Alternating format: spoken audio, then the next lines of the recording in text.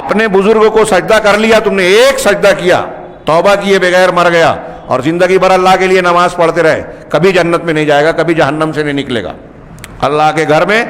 پوری دیانتداری، ایمانداری اور ذمہ داری کے ساتھ یہ بات عرض کر رہا ہوں۔ قرآن کہتا ہے، حدیثیں کہتی ہیں،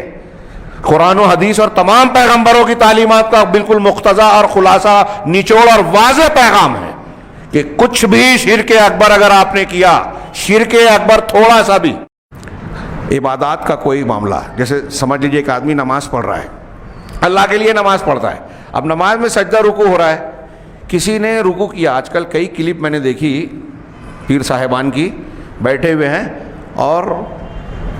لوگ مریدین جا کے وہ بیٹھے ہوئے ان کے سامنے سجدہ کر رہے ہیں، ان کے قدم پر پیشانی رکھ رہے ہیں۔ میں تو حیرت زدہ رہ گیا کہ آج کے دور میں بھی اتنی کھلی ہوئی جہالت، اتنا کھلا ہوا شرک، قرآن و حدیث کی تعلیمات سے اتنا کھلا ہوا انحراف کیسے پایا جا سکتا ہے؟ اس کے باوجود لوگ کہتے ہیں بڑا علم ہے، بڑی اچھائیاں ہیں۔ کس دلیل کی بنیاد پہ یہ کہتے کہ یہ کام کیا جاتا ہے؟ کتنی سنگین وعید ہے اس شخص کے لیے جو اپنے آپ کے لیے سجدہ کروائے، اور جو کر رہا ہے وہ تو شرک اکبر کا مرتکب ہو رہا ہے۔ کتنی صاف صاف ممانعت ہے قرآن و حدیث میں ان چیزوں کی، پھر بھی یہ کتنی بڑی حیرت اور تعجب کی بات ہے نا کہ ایک آدمی اپنے آپ کو مسلمان کہہ رہا ہے، قرآن اور حدیث کو ماننے والا کہتا ہے، رسول کو مانتا ہے کہ میں اس کو آپ کو رسول مان رہا ہوں، اور یہ قرآن اور حدیث کی یہ تعلیمات جو ہم پڑھ رہے ہیں نا، یہ کوئی ایسی نہیں ہے، میں نہیں مانتا کہ ان کے کان سے نہیں گزری ہو، ان کی آنکھ نے نہ پڑھا ہو، یا آج جو زبانیں وہ جانتے ہیں اس زبان میں قرآن اللہ کے کلام کا ترجمہ نہ ہو، یہ چیزیں موجود ہیں بالکل صاف صاف شکل میں۔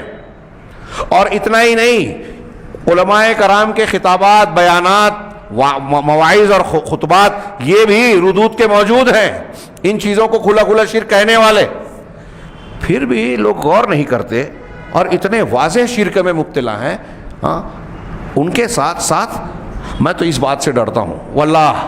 کہ ہم اور آپ جو ان چیزوں کو جاننے کے باوجود ان سے آنکھیں پھیر لیتے ہیں، ہم بھی کسی نہ کسی حد میں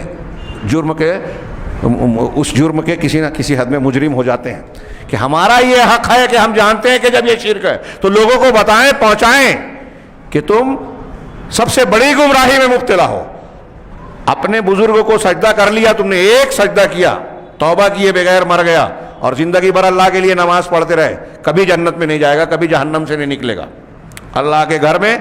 پوری دیانتداری، ایمانداری اور ذمہ داری کے ساتھ یہ بات عرض کر رہا ہوں۔ قرآن کہتا ہے، حدیثیں کہتی ہیں، قرآن و حدیث اور تمام پیغمبروں کی تعلیمات کا بالکل مقتضا اور خلاصہ، نچوڑ اور واضح پیغام ہے کہ کچھ بھی شرک اکبر اگر آپ نے کیا، شرک اکبر تھوڑا سا بھی